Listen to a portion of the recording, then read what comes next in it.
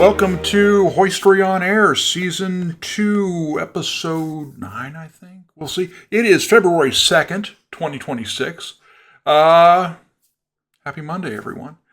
So I put out a short on YouTube and the other media platforms earlier today. I encourage you to check that out if you haven't seen it already. We're talking about one thing today, and it's journalism and Don Lemon and journalism. This is my bailiwick. I got a degree in journalism from Cal Poly SLO. I spent 15 years in newspapers. I know a lot of journalists. I've defended, journalists online at my blog when things came up that when the government censored people and judges. I can remember a case back when I was with the Union Tribune, and a judge took on one of the photographers. It was a trial, and the judge had set certain rules, and the rules weren't quite clear. And I thought the judge was out of line when he booted our photographer out of the courtroom. So I've done that sort of thing. But Don Lemon, this is an AI-generated Don Lemon. It's AI-generated because for all of the supposed media savvy of the Trump administration, they didn't arrange for video or cameras or anything at the perp walk. So that was kind of disappointing. This is made using Grok Imagine, I think is what it's called. I tried to get Microsoft's Copilot to do it for me. They said, no, we will not do that. Grok doesn't mind. Let's see if we can get this. It'll make videos for you too. This is a mistake. I shouldn't be here. I need to speak to someone in charge. Yeah. That's a pretty good voice impression of him. So Don Lemon. So he's arrested on Friday, along with another independent journalist who was there as well in the church invasion last week. If you haven't watched my video of Don Lemon's church invasion, I'll link it at the very end of this one. But, good idea to go back, check that out, because I say some important things. I say some things. The usual suspects come out condemning it. Society of Professional Journalists. A lot of this is just knee-jerk. He's charged with violation of the faith. I mean, it's.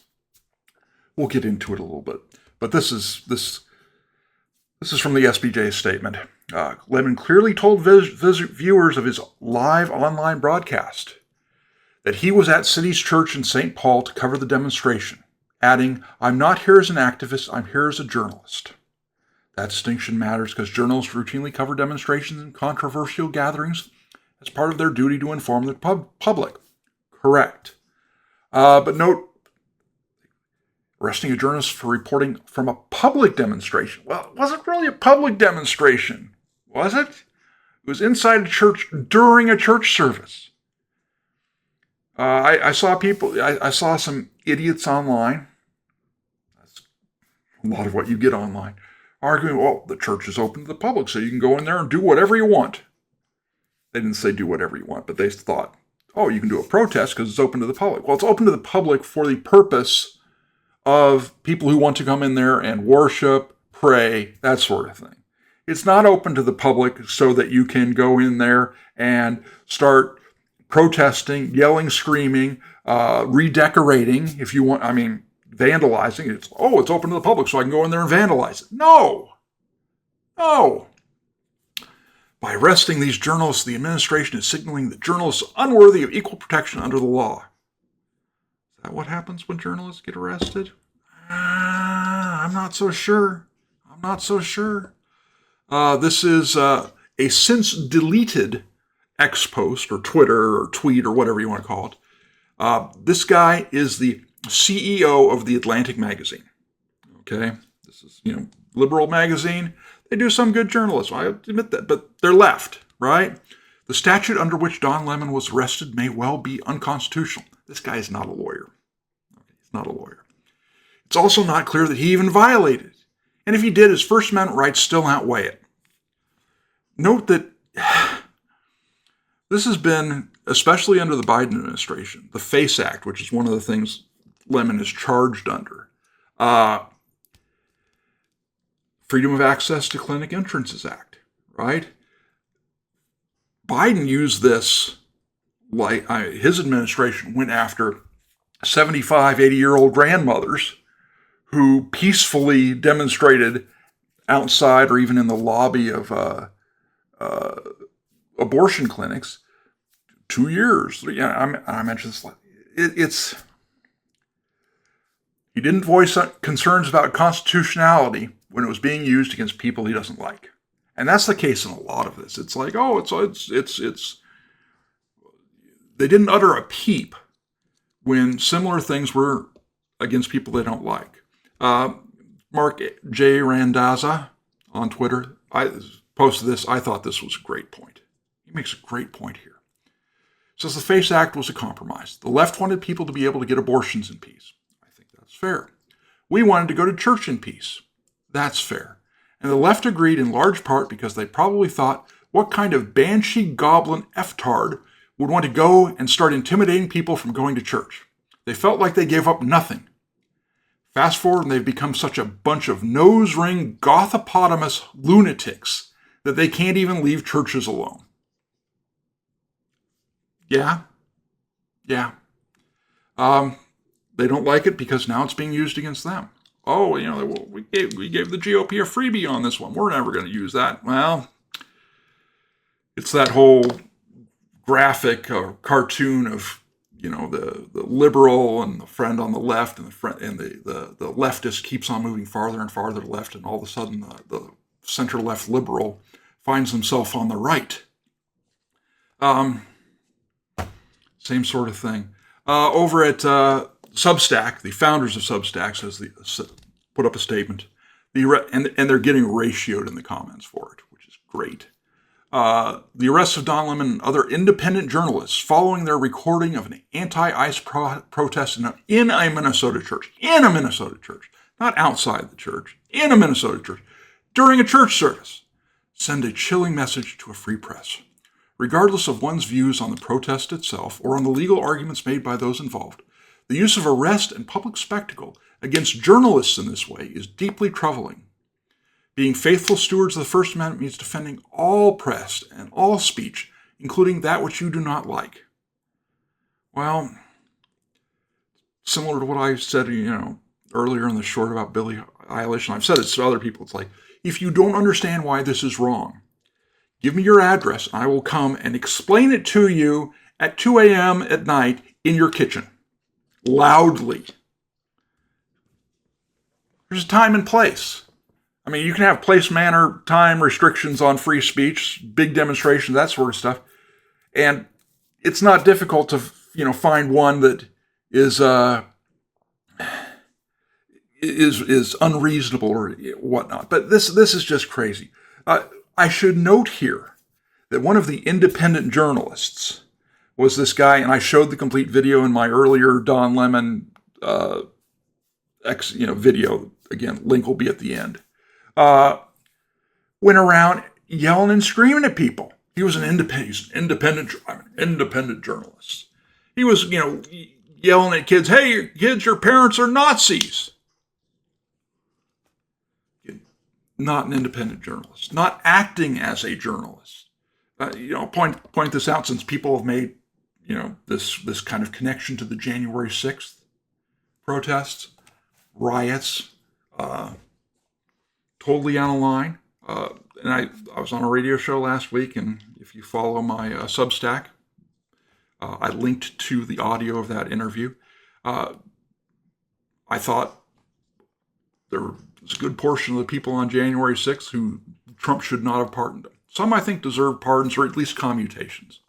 I think that some of the sentences were way out of, I'm not sure I want to say out of proportion, but judges seem to delight in going above and beyond the suggestions as far as jail time and whatnot. And if you compare the jail time given to January 6th protesters with that given to like BLM rioters, who did far more damage, physical damage, I think some of that was outlined. But, the FBI, this is March 1st, 2024, arrested Steve Baker. Baker was an investigative reporter, for Blaze Media. At the time, he was an independent journalist, and he followed the people in. Ends up pleading guilty. He tried to push the guilty plea, hey, wait until Trump comes in office. This is November 12th. This is after Trump had won the election in 2024. Hey, wait until Trump comes into office and, because you may not need to do any of this. Judge's like, nah, we're still going to do it. So he pled guilty with the assurance pretty well that Trump was going to pardon him, and he did. But Steve Baker has, I think, just as good of evidence, saying that he was acting as a journalist, covering that, as Don Lemon does. Similar, it was illegal for him to walk in there. Probably not a good idea.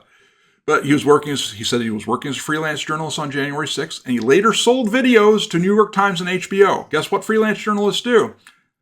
They sell their videos to other news organizations. They sell their photos to other news organizations. They write an account, sell it to another news organization.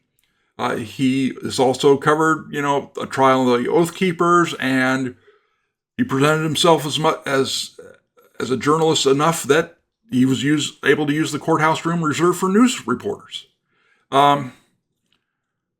Seems like he's got a similar sort of connection there. What did the SI professional journalists have to say about his arrest? Nothing. Shouldn't be surprised. We start to get into a situation here, and here's another one of the January 6th defendants who claimed to be a journalist, was convicted. And part of it, if you're going to be a journalist, there are things you need to kind of do in this world. You need to distance yourself from the people you're covering. You can't be too buddy-buddy with them. This guy was Stephen Horn. He was now 25 years old. The date on this is September of 23. So when this occurred, he was probably 22. He said, hey, I'm a journalist. He had 2 hours of video footage from a camera inside a helmet he wore. He seldom asked questions, and people that day, prosecutor said, arguing he did not act like a reporter. It didn't act like a reporter. Oh, okay. Now he claims, and this will kind of echo things that Don Lemon is saying, I did not enter the Capitol building as part of the protest, or even cheap thrills, but to accurately document and record a significant event which was taking place. They didn't buy it. Because generally you don't chant USA, blah, blah, and pal around with protesters if you're covering the protest. You don't pal around. You got to keep a distance.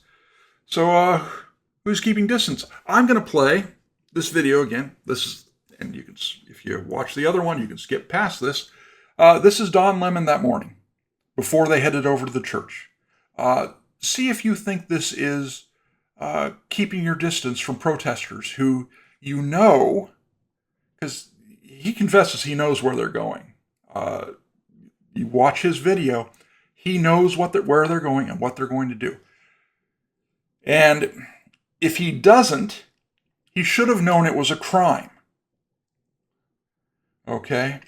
He should have known. He's got a very good lawyer now.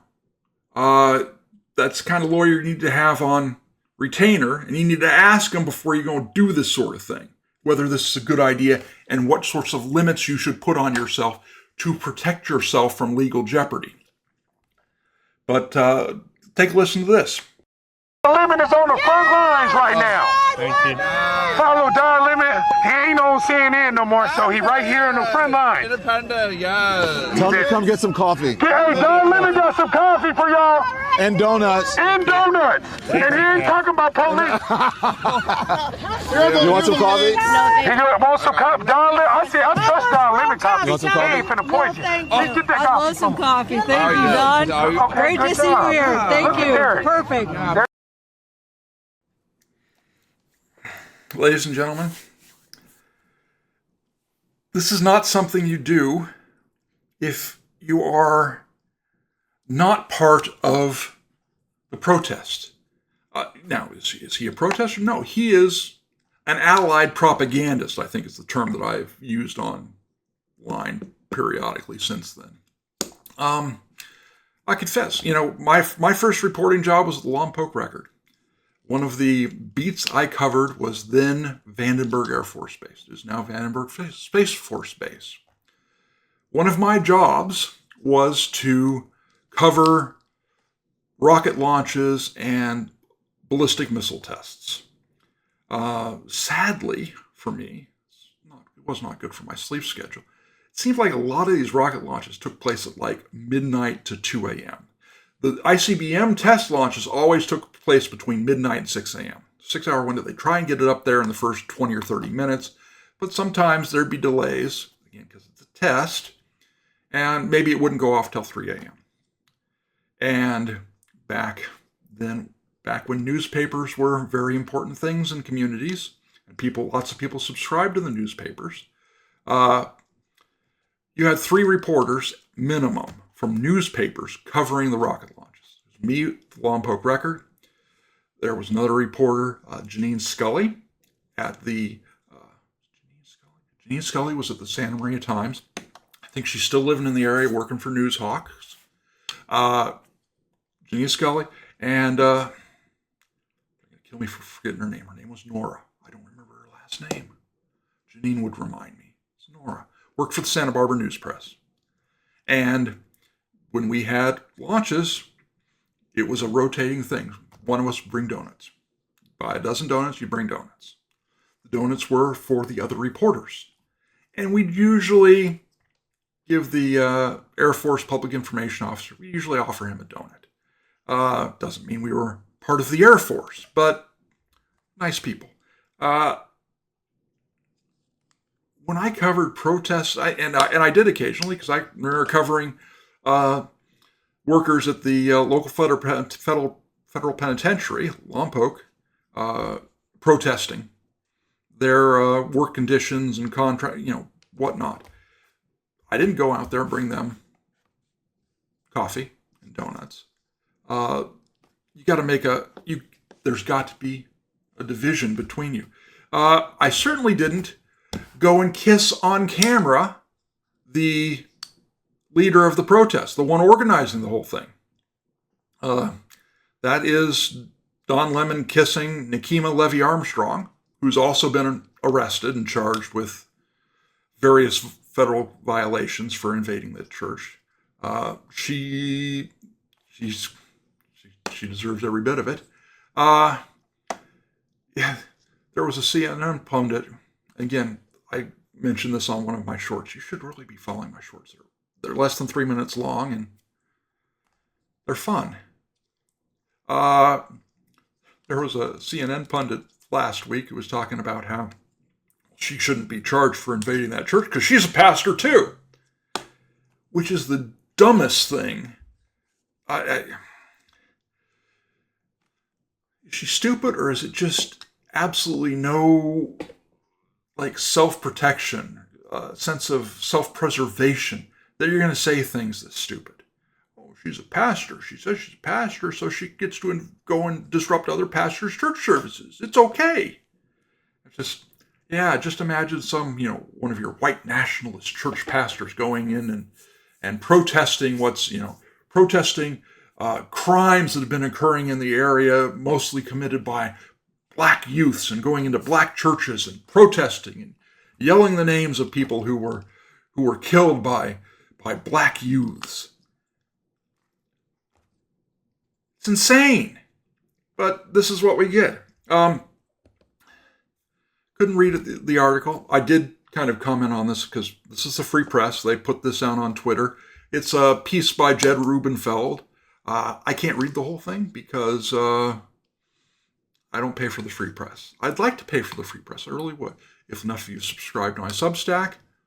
It wouldn't take many because this is probably the first one I'd subscribe to because they publish interesting stuff.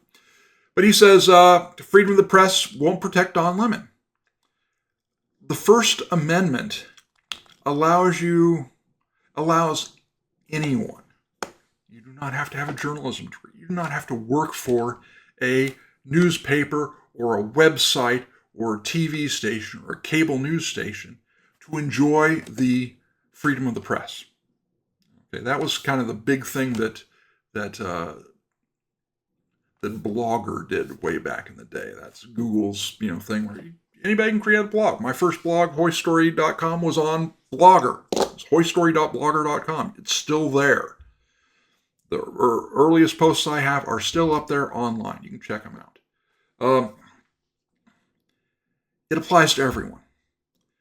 It is not a license to break other laws. I'm going to tell you a story that I've never told before. I've never told anyone before. When I was at the Lompoc Record, I got called out heard on the scanner, somebody had been hurt. Scanner traffic indicated that apparently what had happened was some kid had found a pipe bomb at a playground.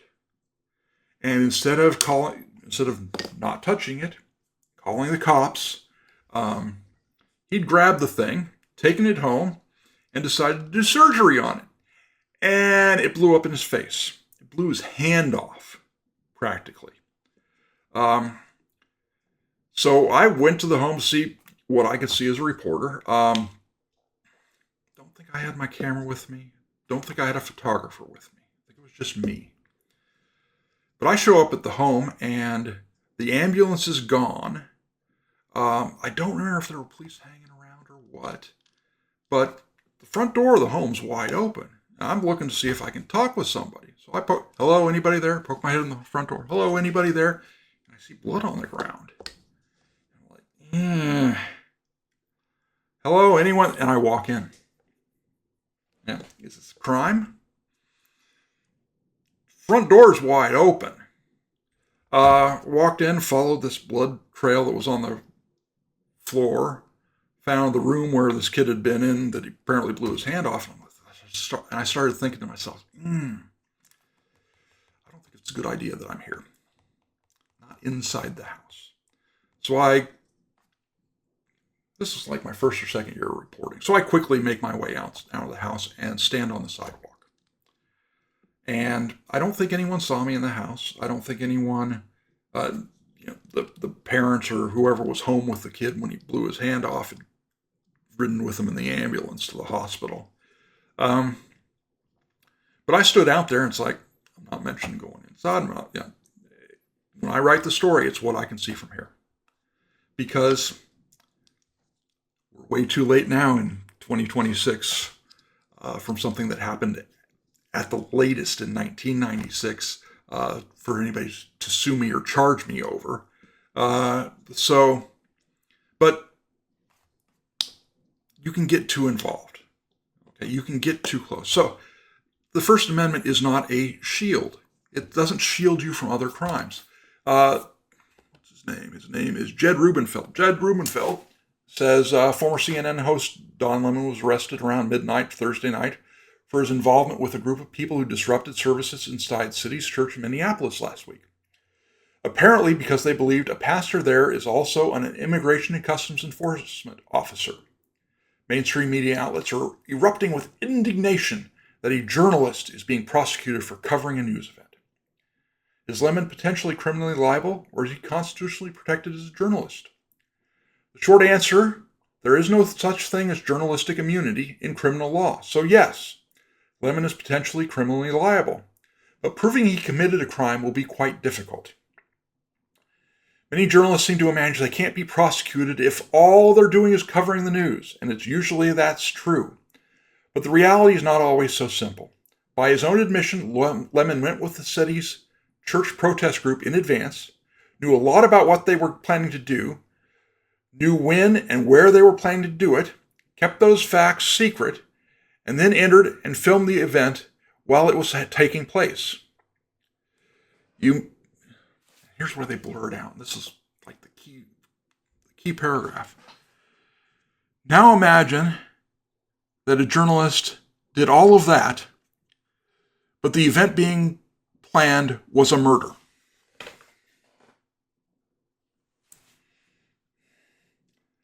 As a journalist, there's no obligation for you to report crimes. Even crimes that you know have not happened yet. This is a protest. In the grand scheme of things, maybe it's not a huge deal. It wouldn't be, at least it wouldn't have been if they'd stayed outside. Okay? But what if it were a murder? What if it were one of these flash mob store robberies? What if you met with people and gave them coffee and whatnot, and then walked in with them and said, "Hey, don't forget those Air Jordans" to someone as they're passing them by, or "Hey, grab that TV set." And then you walk up to the store manager who's just flabbergasted what's going on, trying to call the cops, and you ask them, put a microphone in their mouth and get in their personal space too, because that's the other thing. Don Lemon got in that pastor's personal space. He was, because you got to be in the camera view too, because we don't have two cameras. We're not doing. I got to be in the camera view, so I'm right in his personal space. And then he's like, "Please go away." "Oh, don't touch me." It's like, stand back. Geez, that would have made me a heck of uncomfortable too, with how close Don Lemon was. But imagine you walk up to the store manager and say, "How does it feel to see all these people of color taking an active role in reparations for slavery?" I mean, I don't know if you're getting out of that. And it's not, journalists go to jail all the time for the story. It happens more often, even in the United States, than you would think. I mean, you had Catherine Herridge she didn't actually spend time, but she was going to be fined daily for not revealing a source. And this was, 2 years ago under the Biden administration. Go back even further. Judith Miller, formerly of the New York Times, spent nearly 3 months in jail because she refused to name a source. It happens. We got Barack Obama's war on the free press. Hey, the scandal-free administration, ladies and gentlemen. Remember that? Remember that?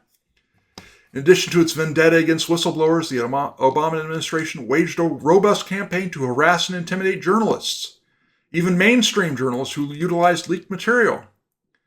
In May 2013, Justice Department seized the records of phone lines that the Associated Press employees used.